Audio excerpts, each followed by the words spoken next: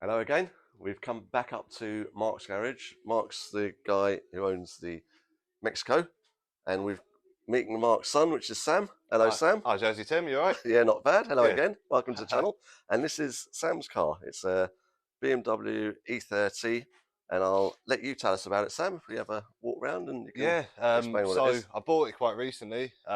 It was already finished, but the guy who built it blew the engine up in Jersey Rally, so he bought it with a blown up engine. Because it wasn't a conventional engine, was it, for a BMW? No, engine, it was an S2000. which is a Honda engine, Honda, isn't it? yeah.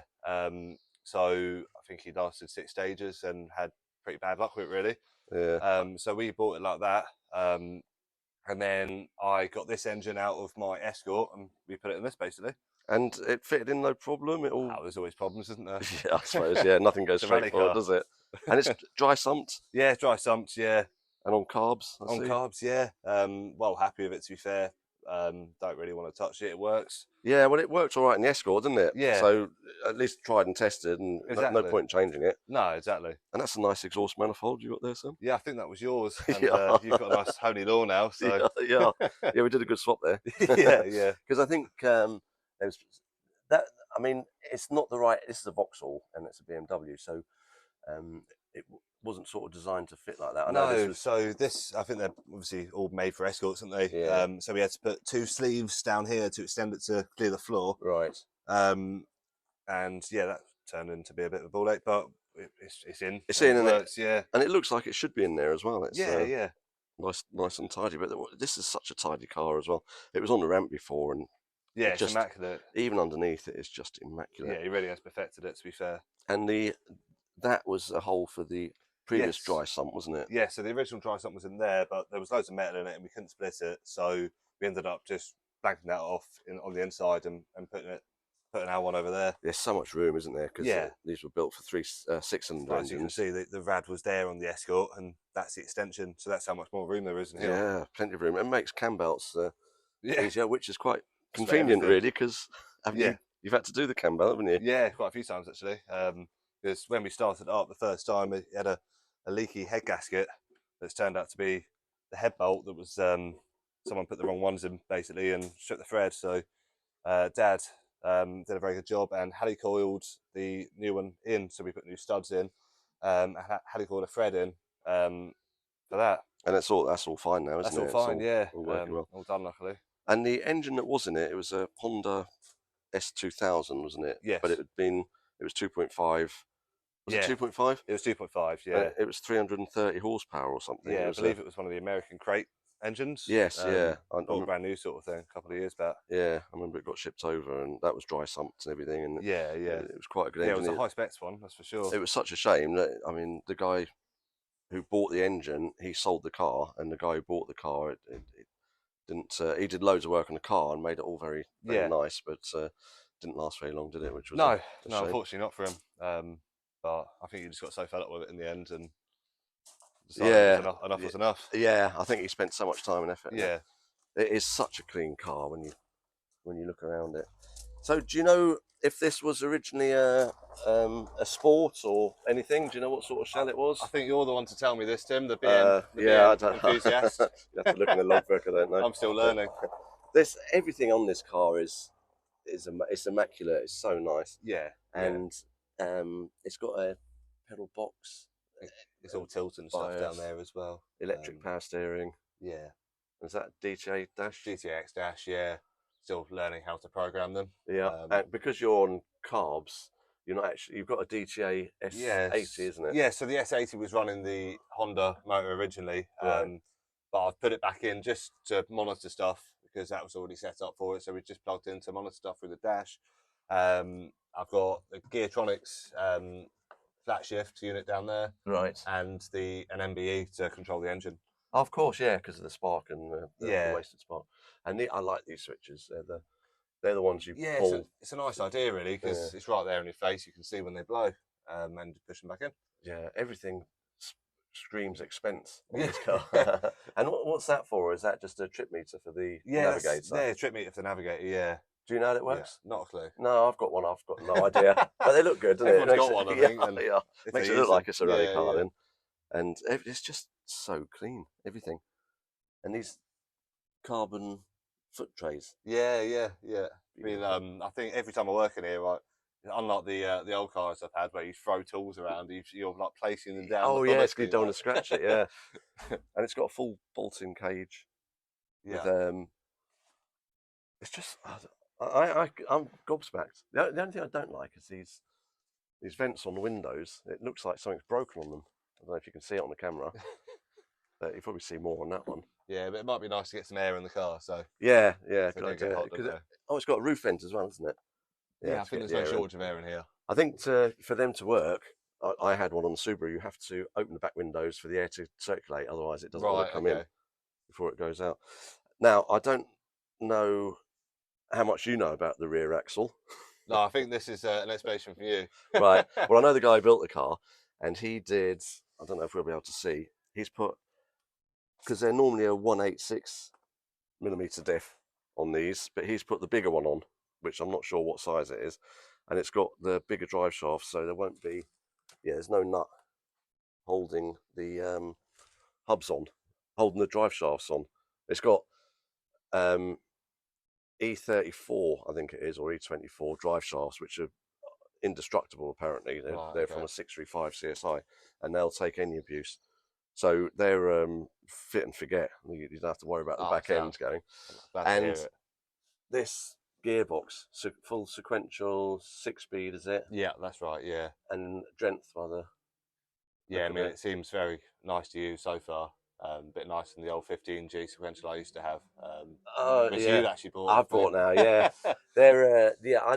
There's something about the. I think I must be a masochist or something because I like the 15G, but the sequentials are a lot better than the H pattern Oh, ones. for sure. They are brutal, but Yeah, I've I heard. still quite like them. But this gearbox, I know that they're on the higher price range of Yeah, yeah. sequentials, aren't they? A lot of people in the UK seem to use them. I think there's only, I think, two of us over here with them. Right, But the other lad seems to really like it. So and that's done 6 stages, isn't it? 6 stages So this gearbox, brand new. yeah. So brand new, yeah. So and because have you driven a car with a 60G? No, No. no, a long time ago I have. Oh Yeah, right, yeah, yeah. So yeah. you can't really compare it and No, see what it's like. And that lever's just so you can get it into neutral and reverse. I yeah, take it. Yeah. which is a lot nicer having. It's a lot Yeah, nicer yeah. feel than the 60, I think. Stop slagging the Quaifs off. I like my Quaif. And what does this do here? That's for the That's for the dash, is dash, it? yeah. So that's you can flip between stages. Let's see actually. Oh, I probably did that. there you go. So ETA, and then you just sort of flip between. Oh You right. can see I'm not monitoring a lot at the moment because I haven't wired it all in. Yeah. And obviously was monitoring a hell of a lot with VTEC and stuff before. So yeah, it's just basics basically that I'm reading Yeah. through the dash at the But moment. it's good, isn't it? And the rev count is good because all lights flash and all Yeah, sorts when exactly. you need to change gear. And the old Honda engine, it's got some mega throttle bodies on it. Oh, they're like 68 mils or something they're like that. Yeah, huge, and they were specified for the engine, I think, because it revs, doesn't it, yeah, yeah. and all that. So you've got them going spare if anyone's interested and Yeah, wants I to think buy they're them.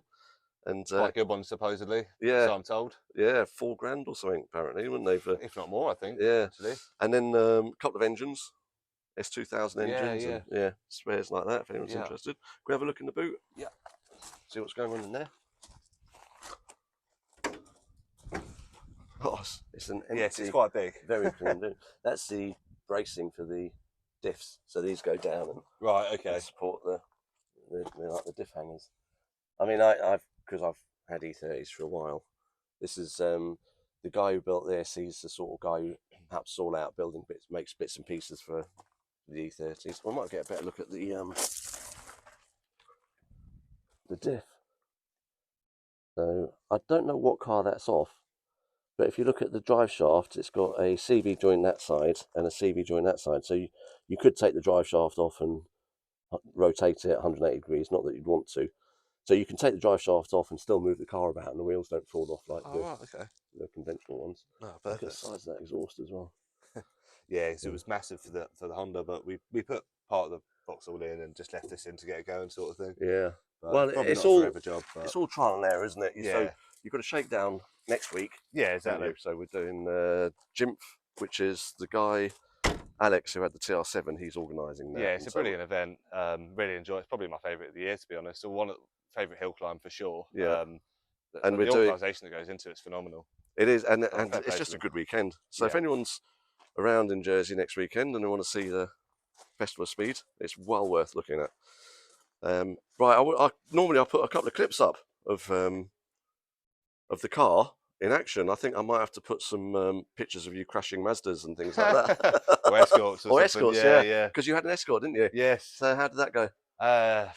Briefly? Yeah, briefly. Spent a long time building it to last 2.5 minutes in Jersey Rally. Well, that's rallying, isn't it? Those things happen. It's a shame, but it's a hard sport. It's hard enough getting to the start, let alone. You can't swear because it gets taken off. Yeah. No. It's rallying is it can be the worst thing ever, but it can be the best thing ever as well. So, and then it must be in the blood because your dad loves fiddling about, doesn't he, as well? So, do you help your dad out on his car? Try to get stuck in that. Yeah. We both got stuck into that quite a bit. Late nights and whatnot. You're both going to get bored now. All the cars are built. You have to get another one. I don't think so. It'll be gas next. Right, these are the throttle bodies. They are absolutely. I've never seen anything like it. Are they actually proper Honda ones? Are they? No, I think this is the brand that's there. I don't know a lot about them actually. Kersler or something. Yeah, it's an American thing, I believe. Yeah, because the engine was made in America, wasn't it? And it was doing, I can't remember, was it 340 or 360 horsepower? Something along those lines. I think it was 340, I think. I know it was big. So, yeah, if they're any good to anyone, obviously not getting given away. And is that the dry sump? No, that's the head of the blown up engine. All right. So that head is no good, basically. So there's bits and pieces, isn't there? Yeah. Anyway, if anyone is interested, if they give me send me a message or something, and I can get you in touch with Sam, you can have a speak to him about that.